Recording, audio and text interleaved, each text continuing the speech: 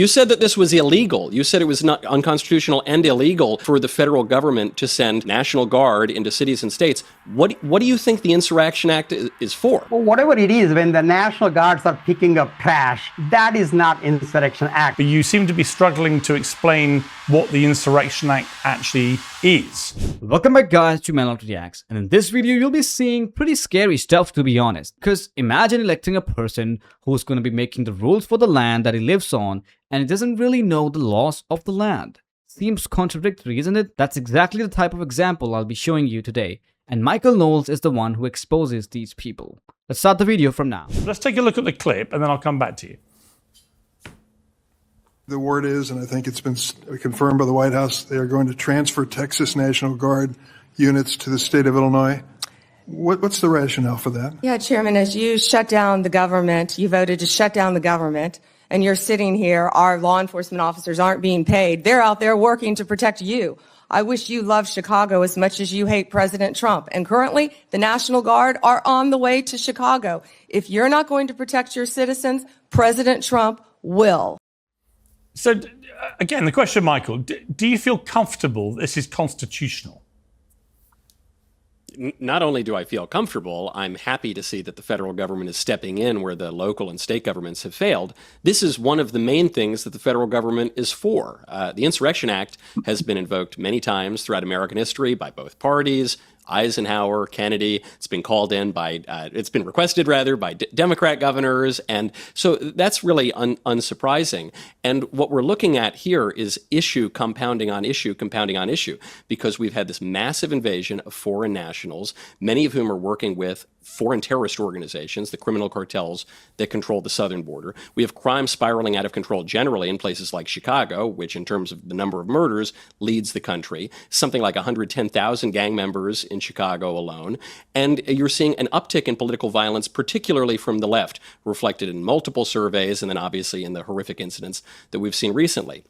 Most recently, the leftist who was going to bomb the cathedral in Washington, D.C., but of course, going back to Charlie's assassination and others. So you're having a lot of disorder. This is why we have the Insurrection Act. It's why we have the federal government, because I think people are debating between these two false options. Either we can all sit together and sing Kumbaya and nobody can enforce the law, or we're going to have violence. But that's not really the case. The two options you have are you can have just, prudent state violence, that is to say, cops enforcing the law and putting the bad guys in jail, or you can have what you're seeing increasingly celebrated by the left, which is vigilante violence, which is unjust. And I want the just kind. I want an orderly society, and I don't think we should just consign people who happen to live in failed blue cities to misery and rape and murder and all the rest of it.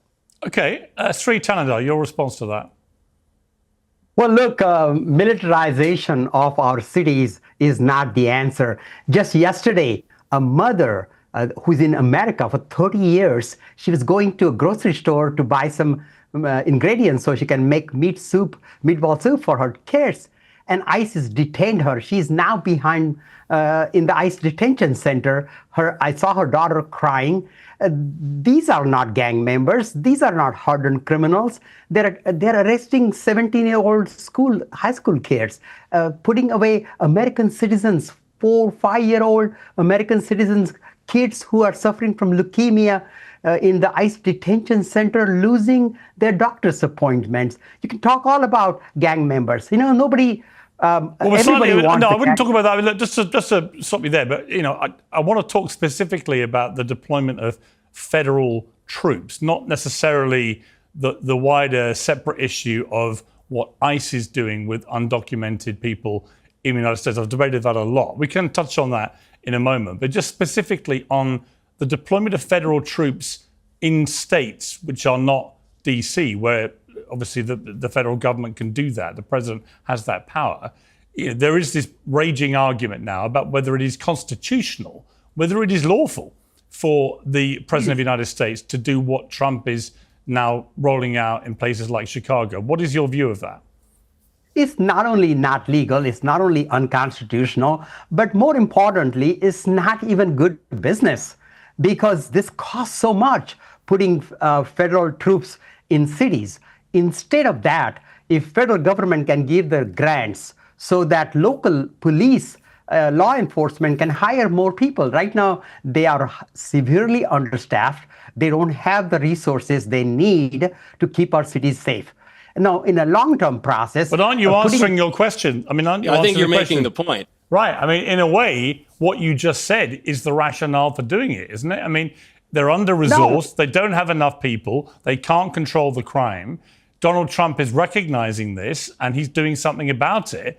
And I'm curious about how many regular Americans who live in some of these very crime-ridden inner cities in America are really as opposed to it as you sound like you are. Because, if you've got a lot of crime going on around you and the police are woefully under-resourced, why would you object to seeing some troops on the streets to just try and restore order and perhaps send a real message to criminals? See, putting military and reserves all over America, major American cities, and militarization of our country is not the solution. The solution is empower the local law enforcement, give them the funds that they need. It's the funding that needs to come so we can have a more long-term, long-lasting solution to it. Congressman, are you familiar with the Insurrection Act? Yes, I am. Yes, I am. And this so what do you think that's for? You said that this was illegal. You said it was not unconstitutional and illegal for the federal government to send National Guard into cities and states. What do you think the Insurrection Act is for? Well, look, this is a issue that the local government should be handling. This is an issue. What is the answer to I don't think you understand the Insurrection Act. Right, to Michael's... well, let me just ask, Congressman, do you actually know what the Insurrection Act says? Yes, but this is... hang on. What does it say? Well, look, what we saw happen in January 6th in the Congress, that's insurrection. That's not the question. The question is, are you familiar? Obviously, the government is citing the Insurrection Act as the empowerment to do what it's doing. Are you familiar with what the Insurrection Act allows? Yes, I am. But look, this president has used all kinds of excuses to break the law. This president has used... but that is the law. So what is the law, Congressman? You say you're familiar with the Insurrection Act, but you don't seem to be able to describe what it does, and you're actually contradicting it. So what do you think the Insurrection Act does? Look, the issue here is that we need our cities safe. Americans want... Well, Congressman, with all due respect, that's not an answer to the question. I mean, can you lay out what you believe allows Donald Trump to act so unlawfully? Hang on, Jack, I'm going to come to you very shortly, but just to be clear, Congressman, it's a pretty simple question that Michael posed, which is the government are citing the Insurrection Act as the rationale and the legal tool by which they can do what they're doing. You said it's illegal and wrong and they shouldn't be doing it, but you seem to be struggling to explain what the Insurrection Act actually is.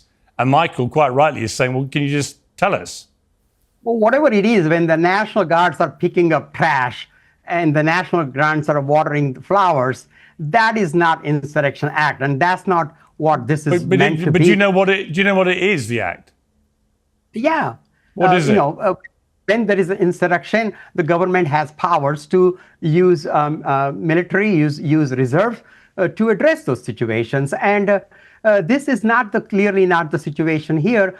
What we need to do is empower local law enforcement. Okay, Michael, your response to that. Okay, so whoever did those eyebrows, first of all, he gotta fire that person. That's just not right, man. I had a hard time watching that video. I don't even think Michael Knowles was trying to get a gotcha when he said, let's just get our definitions of word right. Let's just know the meaning of the things we're talking about.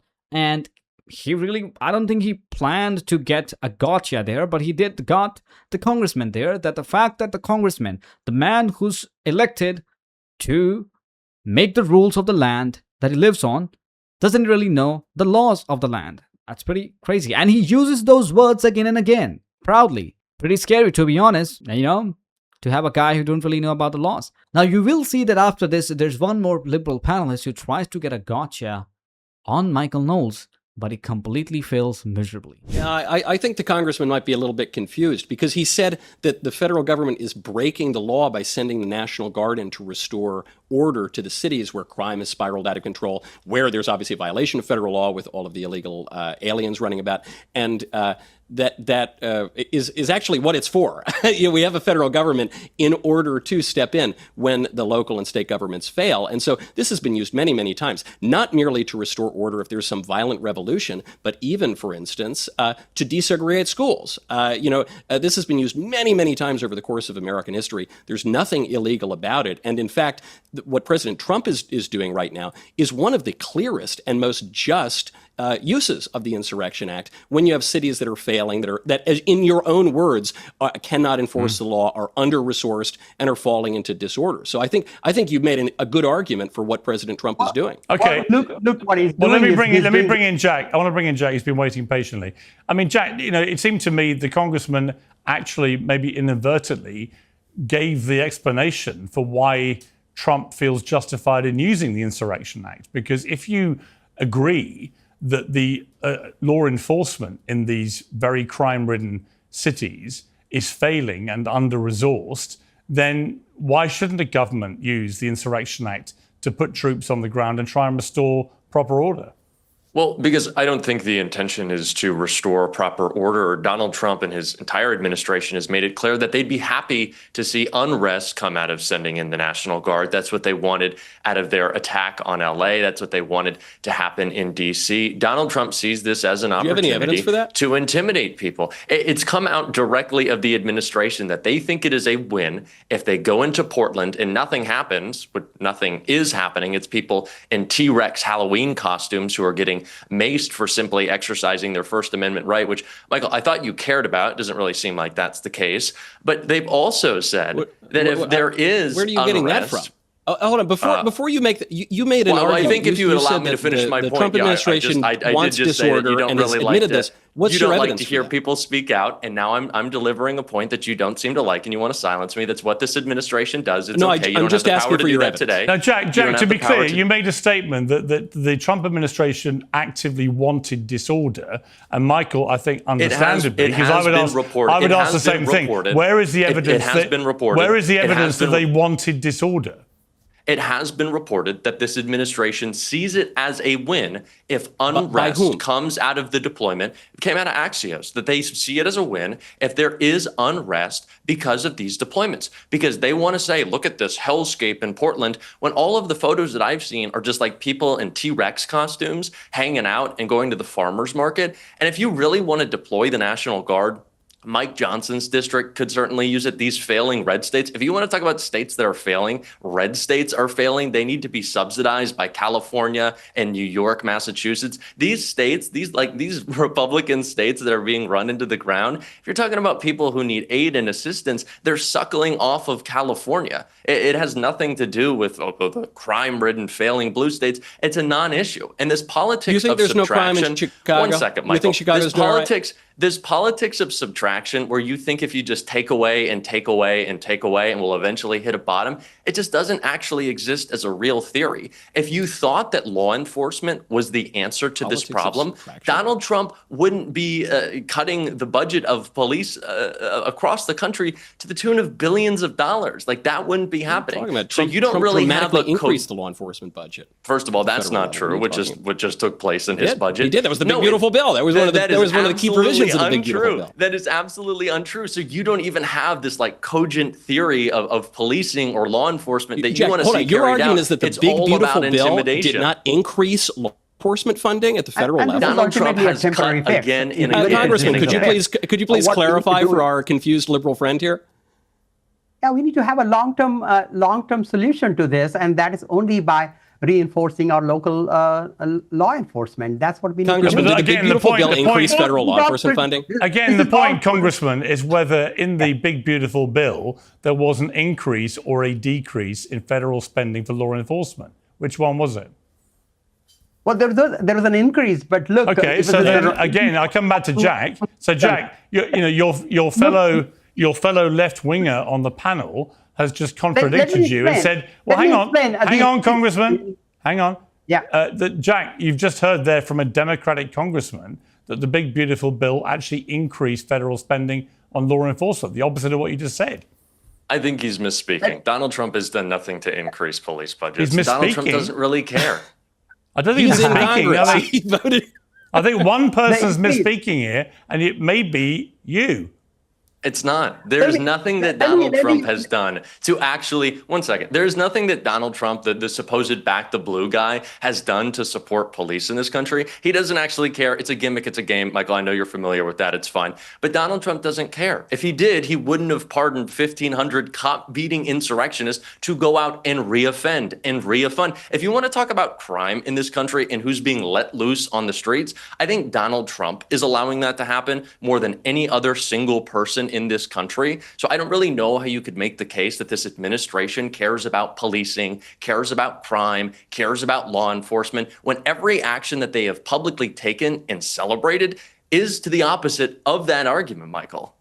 Yeah, I guess Michael. there are very few things that Democrat congressmen and I agree on, but what Congress just did in President Trump's big, beautiful bill would happen to be one of them, and it's that he's increased federal law enforcement funding. So, I don't know where your confusion comes from, but it's manifest. Well, I don't know how you're confused about Donald Trump's attacks on police officers across the country and his disregard for those who were attacked on January 6th. Jack, look, to be clear, he either increased federal spending in that bill on law enforcement or he didn't. And it does appear from Michael and from the Democratic congressman that you're just wrong. So do you want to take an opportunity to maybe walk that back? I do not. A big chunk of that was ice. Well, you'd rather double down on a falsehood. I'd say I think that I'm willing to double down on the fact that Donald Trump has made it difficult for police officers across this country to do their jobs, and he doesn't actually care about them. Right. And would you be prepared to stake your entire professional reputation on the fact that he slashed federal spending on law enforcement in the budget? Would I be willing to stake my entire reputation on the fact that Donald Trump has made it more difficult for law enforcement to do their job? You made a very sweeping statement. This is the problem, you see. It's very easy to say Donald Trump has slashed federal spending on law enforcement. But if it turns out, as is the case, that it was the opposite and he's increased spending in his big, beautiful bill on federal spending on law enforcement, you should just have the good grace to go, I was wrong. Well, I think if Michael is saying that there is not enough police spending and we need to send in, and militarize these cities. But I think the point is clear here, and it's one that we need to argue, which is whether or not Donald Trump has done anything to actually aid law enforcement, or if he's done anything to tackle crime. If he increased spending, you would say that that is a good thing for the law enforcement, right?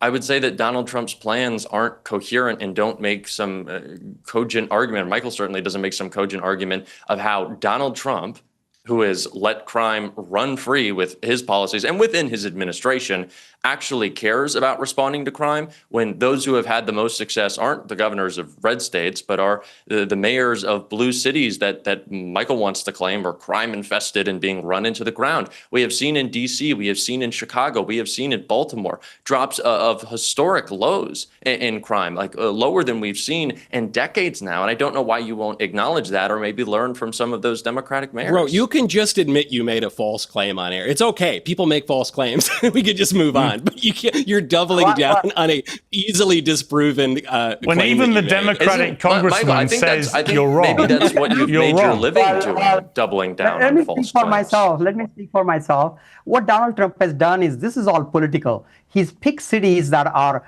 Democratic leaning. These are many of these cities. Chicago, the crime is actually declining. If you look at the numbers in Detroit, for example, the crime in Chicago is horrific. I had a son there at the university for a year. It is a dangerous city full of serious crime. Now what you see here, ladies and gentlemen, is a serious, severe case of TDS, Trump Derangement Syndrome. This liberal didn't even knew that he had to actually speak about the topic that he was given. He only knew one thing. He needed to speak anything that was against Trump. Anything that's against Trump, and even the fact that he was even okay with lying. But again, he's a liberal. What do you expect from him? So he said that Trump decreased the funding for police agents and he don't really want crime to go down. But the facts are what facts are, and it is that Trump's big beautiful bill increased the funding. It did not decrease for, as I say, these enforcement agencies. Matter of fact, it almost doubled for immigration and customs enforcement and for many more agencies. So his argument, the whole argument that he made that he decreased the funding wasn't right. He actually increased it. But I did like the fact that whenever you call people on, you get to see who they really are. if they make a mistake, they could really just be like, okay, I'm sorry. I was wrong. Okay, I'll just correct myself and I'll just move on. And people agree with that. People are like, okay, we know, sometimes, especially when you're young, people are like, okay, we get it. Like, you're wrong. You get one fact wrong and you just say, oh, okay, I was wrong. And you correct yourself and you move on. But he wasn't ready to do that. I think it's because it's also like egoistic thing that I personally believe it's because of ego.